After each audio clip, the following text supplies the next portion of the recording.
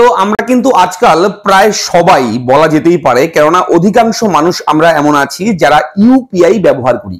UPI হচ্ছে unified payment interface, অর্থাৎ সংক্ষেপে বলা হচ্ছে ইউপিআই। এই ইউপিআইটা হচ্ছে কি? ইউপিআইটা হচ্ছে আমরা যেভাবে পেমেন্ট করি অনলাইনের মাধ্যমে, ফোন পে, গুগল পে, ভীম, এরপর পেটিএম, এই সমস্ত যে অ্যাপ্লিকেশন গুলো রয়েছে, সেই সমস্ত অ্যাপ্লিকেশন যেভাবে ফান্ড ট্রান্সফার হয়, টাকা ট্রান্সফার করে, লেনদেন করি, আমরা কিউআর কোড স্ক্যান করে অনেক সময় পেমেন্ট করি, এগুলো কিন্তু ইউপিআই এর মাধ্যমে কিন্তু হয়। এবং টোটাল ডেটাবেস কিন্তু ইউপিআই রয়েছে এনপিসিআই এর কাছে, এবং টোটাল এনপিসিআই এর কাছে কিন্তু সেই ইউপিআই এর টোটাল মানুষ যারা আমরা অনলাইন ব্যবহার করি, এই সমস্ত ইউপিআই লেনদেন যেটা করি, সেগুলো রেকর্ড কিন্তু সব এনপিসিআই এর কাছে রয়েছে।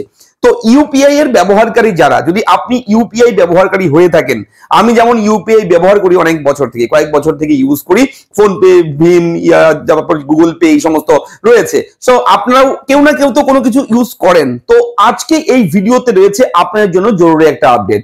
প্রচুর প্রচুর অসংখ্য ইউপিআই নাম্বার কিন্তু ব্লক করতে চলেছে এনপিসিআই ইউপিআই ডিপার্টমেন্ট। অবশ্যই বলে রাখি, ফোন পে, গুগল পে ব্যবহারকারী যারা রয়েছে তাদের জন্য কিন্তু একটা বড় খারাপ খবর এই ভিডিওতে রয়েছে। ইউপিআই এর মাধ্যমে আগামীতে হয়তো আপনি আর লেনদেন করতে পারবেন না, এমনই রয়েছে আপডেট। আমি থাকবো ভিডিওতে আপনার সঙ্গে শুভঙ্কর। আপনি দেখছেন আপনাদের প্রিয় ইউটিউব চ্যানেল এরা ফ্রেন্ড। চ্যানেলটাকে সাবস্ক্রাইব করবেন, ভিডিওটাকে লাইক করবেন, একটু বেশি করে শেয়ার করবেন, যাতে করে এই আপডেটগুলো সকলের কাছে পৌঁছায়। চলুন শুরু করি আজকের ভিডিও আলোচনার মাধ্যমে। দেখুন, প্রচুর ইউপিআই নাম্বার রয়েছে এমন, অর্থাৎ ইউপিআই কিন্তু আমরা মোবাইল নাম্বার দিয়ে রেজিস্টার করি, মোবাইল নাম্বারই থাকে আমাদের, মোবাইল নাম্বারের মাধ্যমেই সার্চ করলেই কিন্তু ইউপিআই নাম্বার চলে আসে, এবং তারপর আমরা কাউকে টাকা দেই কিংবা আমরা টাকা রিসিভ করি। ঠিক আছে? তো এই মোবাইল নাম্বারগুলো যেগুলো লিংক রয়েছে, ইউপিআই নাম্বারগুলো লিংক রয়েছে, সেগুলো যদি ইনঅ্যাক্টিভ থাকে, অর্থাৎ দীর্ঘদিন থেকে হয়তো আপনার সেই মোবাইল নাম্বারটা বন্ধ রয়েছে, রিচার্জ নেই, রিচার্জ করেন না, তাহলে আপনার ইউপিআই নাম্বারটাকে ব্লক করতে পারে, ডিলিট করতে পারে ইউপিআই ডিপার্টমেন্ট, অর্থাৎ সরকার কিন্তু এটা দেখছে।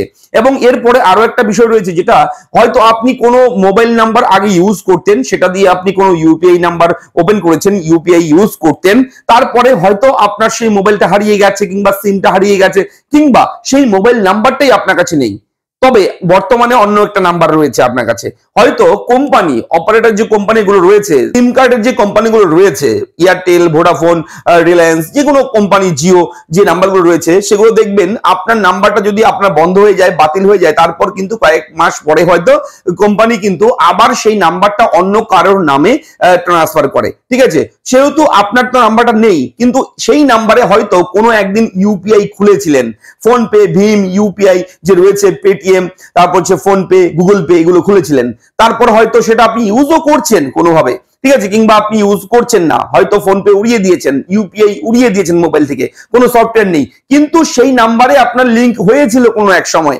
সেটাও কিন্তু দেখছে সরকার। গভর্নমেন্ট কিন্তু এগুলো ডেটাবেস তৈরি করছে, যেগুলো ইনঅ্যাক্টিভ রয়েছে তাদের ইউপিআই নাম্বারটাকে কিন্তু ব্লক করে দিচ্ছে। অবশ্যই যদি আপনার ফোনে দীর্ঘদিন থেকে রিচার্জ না থাকে এবং সেই মোবাইল নাম্বারে যদি আপনার ইউপিআই খোলা থাকে কখনো, তাহলে অতি সত্বর সেগুলো রিচার্জ করবেন। ঠিক আছে? এটা একটা বড় ঝামেলা এই মুহূর্তে। দেখুন, সরকার চাইছে কি মোবাইল রিচার্জ করুন, এবার মোবাইল রিচার্জ করতে গেলে তো টাকার দরকার। ঠিক আছে? এবার মোবাইল রিচার্জ দরকার নেই আপনার কোনো একটা সিম, সেই সিমটা আপনি রিচার্জ করার দরকার নেই, অন্য কোনো সিম রয়েছে, কিন্তু দুর্ভাগ্যবশত সেই সিম কার্ড দিয়ে হয়তো আপনার ইউপিআই খোলা, সেহেতু বাধ্য হয়ে আপনার ইউপিআই কে রক্ষা করতে হলে সেই মোবাইল নাম্বারটা আবার সচল করতে হবে। এখানে একটা আমাদের কিন্তু বড় একটা ঝামেলা। ঠিক আছে?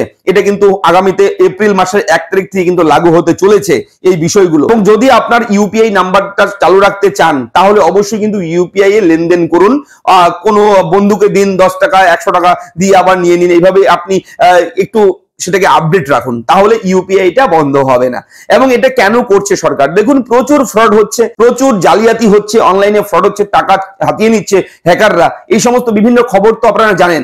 এবার এই সমস্ত নাম্বার যেগুলো ইনঅ্যাক্টিভ রয়েছে, সেই সমস্ত নাম্বারের মাধ্যমে কিন্তু হ্যাকাররা, যারা জালিয়াতি চক্রের সঙ্গে যুক্ত, তারা কিন্তু অনায়াসে আপনাকে লুটে নিতে পারে, আপনার ব্যাংকের অ্যাকাউন্টে ঢুকে টোটাল টাকা কিন্তু তারা গায়েব করতে পারে।